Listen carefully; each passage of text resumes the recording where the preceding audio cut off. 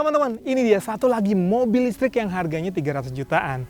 Kalau EC3 ini dibangun dari mobil bensin ya, artinya dia sudah ada mobil Citroen C3-nya, lalu tenaganya itu sekarang ditenagai oleh motor listrik.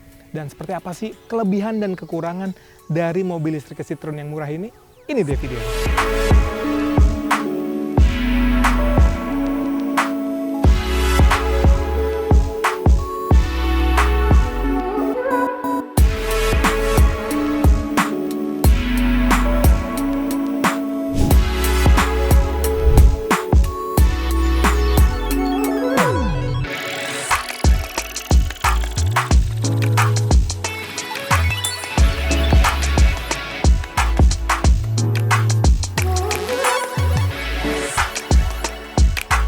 Oke, karena emang mobil ini dibangun dari mobil konvensional gitu ya, artinya memang kalau secara desain kita ngeliatnya nggak ada perbedaan yang secara signifikan dibanding mesin konvensional. Apalagi kalau misalnya kita lihat fascia depannya, sampingnya sampai ke belakang, itu sama persis dibandingkan yang mobil konvensional. Kalau kita lihat DRL-nya ya, ini ciri khas dari mobil-mobil Citroen dengan model yang X seperti ini. Lalu lampunya ini sudah LED, meskipun dia H4 ya, tapi ini LED sepertinya kayak tambahan gitu. Pun begitu dengan si fog lamp-nya. Dia fog lamp-nya udah proyektor LED. Ini pun, ini kesannya tuh tambahan di Indonesia, karena mobil ini kan CBU dari India ya. Jadi dia ada switch khusus di dashboard untuk menyalakan si fog lamp-nya. Bahkan dia bisa nyala sendiri tanpa kita nyalain lampu kecil misalnya. Terus kalau kita lihat mungkin secara keseluruhan yang membedakan dengan mobil konvensionalnya tentu ya ini aja nih. Dari plat nomornya ada biru-birunya. Jadi kalau kita lihat, wah ini mobil listrik apa bukan gitu ya, agak bingung tuh. Karena memang sama persis dibandingkan yang mobil konvensionalnya. Lalu ke bagian samping kalau kita lihat peleknya, dia pakai yang 15 inci ya. Kesannya terlalu kecil gitu ya secara diameter, meskipun dia udah 15 inci karena memang dia secara konsep SUV juga tampilannya agak tinggi. Kalau kita lihat ground clearance-nya mungkin dibandingkan lain cukup tinggi, dia 170 mm teman-teman. Atau lebih rendah 10 mm dibandingkan yang konvensional. Karena apa? Karena posisi baterainya dia ada di bagian tengah ya. Nah baterainya ini dia kapasitasnya 29,2 kWh, jadi nggak terlalu besar dibandingkan sama mobil-mobil sejenis ya, kayak Neta atau si Bingo EV itu. Nah ini logo dari I, jadi ini adalah klaturnya si Citroen untuk mobil-mobil listrik ya, jadi nggak cuma EC3, ada EC4 juga. Jadi memang ini ada logonya warna biru. Lalu kalau kita ngeliat di samping, ini ada cladding-cladding plastik lengkap dengan ada aksen warna putih. Jadi memang secara mobil ini bisa di-customize teman-teman. Jadi kalau misalnya ini mau warna putih, di cover fog lamp juga ada kan. Atau misalnya mau warna orange bisa, atau chrome juga bisa ya. Dan karena ini adalah yang two-tone color, jadi atapnya ini bisa berwarna putih sama spionnya. Tapi ada juga pilihannya mungkin warna orange ya, atau atapnya warna hitam, jadi sesuai dengan keinginan. Jadi ada beberapa part yang bisa di-customize, mulai dari eksterior maupun di interior. Sekarang kita geser dikit ke belakang. Terus kalau kita lihat bagian atap ya, ini ada semacam roof rail, cuma emang ini aksesori doang, cuma aksen doang. Dia nggak bisa dipakai untuk naruh beban ya, jadi emang secara tampilan doang. Lalu di sini ada seperti untuk bukaan bensin ya, karena memang kalau di mobil bensinnya ini bisa kebuka untuk ngisi bensin, tapi berhubung ini listrik ya, dia portnya sebetulnya ada di depan.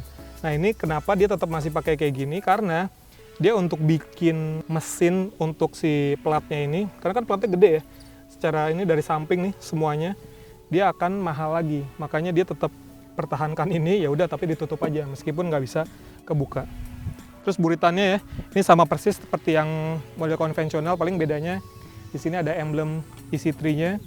Lalu dia ada sensor parkir, cuma 2 titik sih ya, dan lengkap dengan si kamera mundur. Dan kamera mundurnya, kalau kita perhatikan di layar head unitnya, itu memang secara tampilan tajam banget. Jadi kalau siang hari atau malam hari, itu kita lebih enak melihatnya. Di belakang sudah ada defogger, ada wiper belakang, sama ada third brake lamp ya di bagian atas. Kalau lampunya, dia masih bohlam semua pijar ya, baik lampu kecil, lampu rem, terus lampu sen sama lampu mundurnya semua pakai bohlam. Dan dia emang konsepnya yang C-shape seperti ini nih. Sekarang kita lihat bagasinya ya. Bagasinya dia cukup besar teman-teman dan agak rendah ke bawah ya. Karena emang ini dia sebuah SUV yang benar-benar emang bisa memuat barang. Jadi untuk bagasinya kalau mau bawa barang yang cukup banyak itu lumayan. Tapi kalau misalnya kita mau nambah lagi kapasitas bagasinya, ini kita bisa tarik aja. Dan ini bisa direbahin meskipun dia nggak rata banget sama bagian lantainya gitu ya. Di bawah dia masih ada ban serep, artinya dia nggak perlu lagi pakai cairan-cairan penambal ban dengan kompresor gitu. Kalau misalnya bannya bocor kita masih bisa ganti meskipun dia pakai pelek kaleng. Jadi secara ukuran diameternya sama persis dengan ban yang digunakan. Nah ini dia juga dapat charger bawaan teman-teman. Jadi ini ada port AC ya, ini bisa dicolokin ke listrik rumahan langsung. Cuman dia 13 ampere nih. Nah 13 ampere itu sekitar 3.300 watt lah untuk pengisiannya. Jadi kalau rumahnya 2.200 nggak bisa, mohon maaf.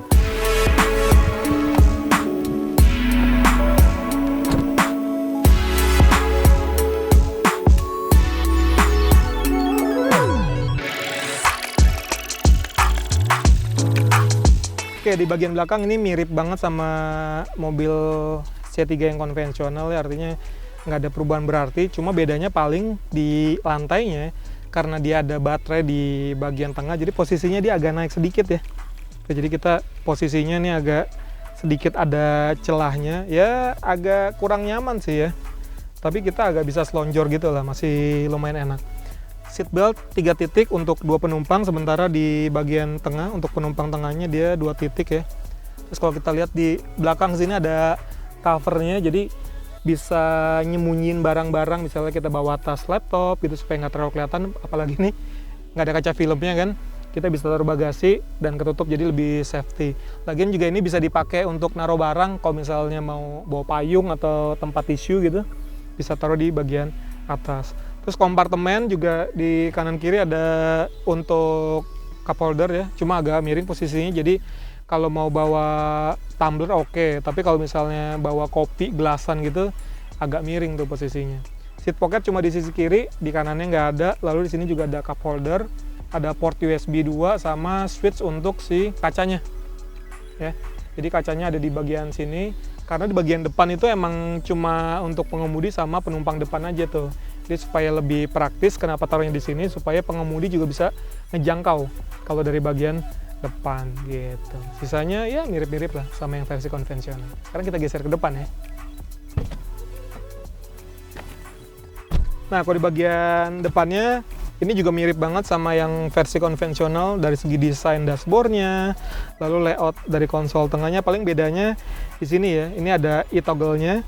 Jadi kalau di yang konvensional kan ada tuasnya, tuas manual gitu ya. Kalau di sini dia konsepnya yang modelnya dorong-dorong gitu ya. Gitu. Terus ada mode Eco di sini, jadi dia cuma ada 2 mode berkendara, standar sama Eco. Dan kalau kita lihat dashboardnya ini emang kelihatannya mobil banget ya, artinya kalau di Neta mungkin dia tampilannya simple, minim sama tombol, atau kayak ini kan untuk AC-nya masih ada knob putarnya gitu. Kalau di Neta mungkin dia simple, semua pengaturan ada di head unit.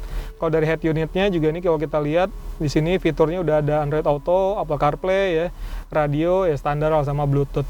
Cuma untuk pengaturan mobilnya dia nggak bisa dilakukan di sini. Oh ya, ini ngomong-ngomong, ini jadi yang warna orange-nya ini ya. Ini dia bisa di customize teman-teman. Jadi mau warna ini atau abu-abu kalau nggak salah ya. Jadi dia ada 2 pilihan, bisa di custom gitu. Setirnya ini udah dilapis kulit, tapi tombolnya emang nggak banyak. Dia ada tombol untuk volume sama untuk teleponi aja gitu. Dan kalau kita lihat ke panel instrumennya, ini panel instrumennya bisa dibilang simple banget ya, karena dia pertama monokrom, informasi juga nggak banyak, cuma ada kecepatan mobil, lalu ada untuk ininya netral, R sama D-nya ya, terus ada logo ready, sama di sini ada range-nya nih, di sini ada range-nya berapa, odometer berapa, sama sisa baterainya dia ada berapa gitu. Terus kalau kita lihat geser lagi ke kanan, ini ada tombol untuk fog lamp ya. Jadi ini tombolnya agak nongol sedikit, memang kelihatan banget kalau ini adalah tombol tambahan. Lalu ada untuk pengaturan spion elektris, meskipun untuk pelipatannya dia masih manual. Lalu di bawahnya ini khas mobil India, dia ada leveling manual untuk lampu utamanya gitu. Jadi emang dia manual banget. Terus kalau kita lihat kuncinya, kuncinya dia masih yang model kayak gini ya. Jadi anak kunci lengkap dengan 2 tombol aja untuk kunci sama untuk buka pintunya. Terus kalau kita mau nyalain mobilnya ya kita putar aja sekali sampai ACC, lalu kita putar lagi sekali sampai ada logo ready-nya nyala, kita bisa langsung jalan. Nah, gimana kalau kita langsung nyobain aja? Seperti apa rasa berkendaranya? Oke, kita gas!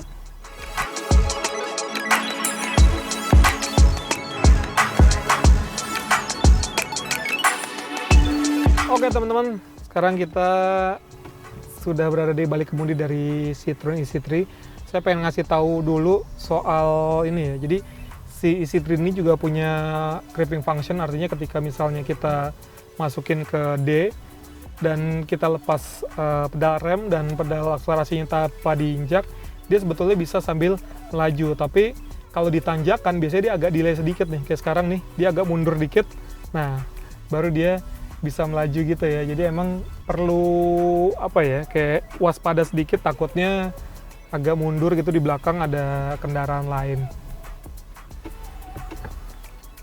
Oke, jadi untuk pindahin transmisinya dia ada e-toggle di sini, ada R and D, jadi nggak ada P-nya. Jadi wajib banget si rem parkirnya yang masih manual ini harus ditarik.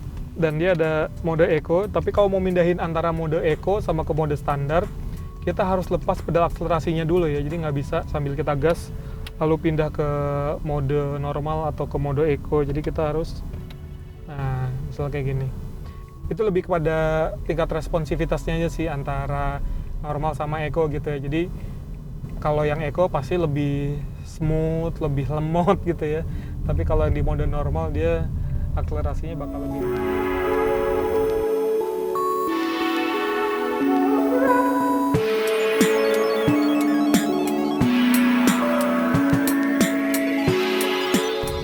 Ngomong-ngomong soal akselerasi teman-teman, jadi mobil ini punya motor listrik yang tenaganya emang nggak terlalu besar ya, di 56 dk dengan torsi 143 Nm gitu.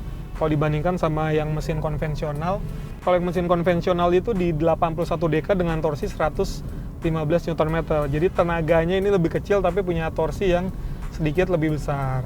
Dan itu berpengaruh terhadap akselerasinya ya. Jadi kalau yang di versi bensinnya untuk akselerasi 0 ke 100 km/jam itu di 14,6, kalau ini di 17,1 detik. Ya, jadi emang selisihnya lumayan jauh.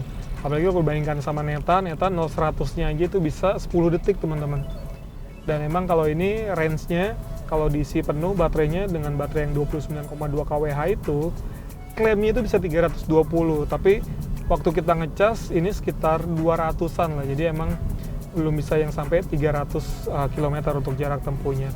Dan sayangnya untuk ngetes konsumsi energi, karena di panel instrumen ini nggak ada konsumsi energi rata-ratanya ya, jadi kita nggak bisa tahu nih seberapa efisien untuk tingkat konsumsi energi si isi3 ini. Ya sayang banget, jadi emang si panel instrumennya itu cuma infonya ada range sama sisa baterainya itu berapa persen, lalu ada trip meter sama odometer aja, udah itu aja, yang lainnya nggak ada.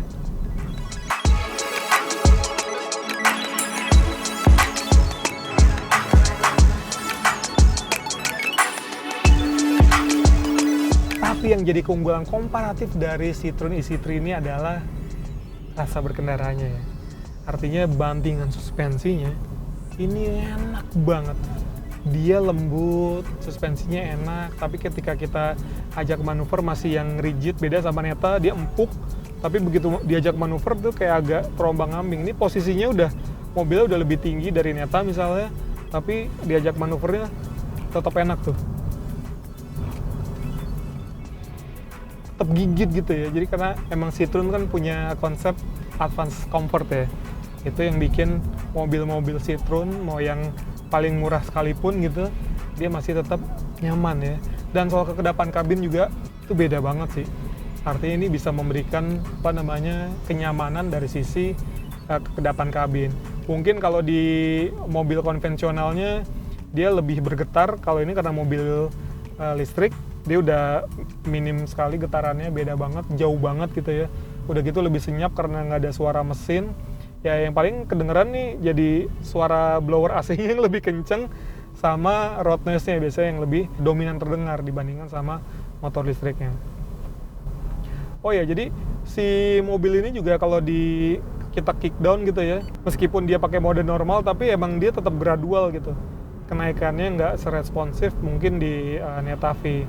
Udah gitu kalau teman-teman mungkin dengar tadi kalau di kecepatan 80 km per jam dia ada bunyi bip-bip gitu. Dia jadi ngasih tahu kalau kecepatannya udah ada di 80 km per jam supaya tetap efisien berkendaranya di bawah 80 km per jam.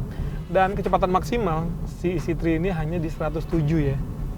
Jadi kelihatan banget di speedometernya ini yang digital itu. Kalau udah nyampe 107 km udah tuh dia bakal diem aja.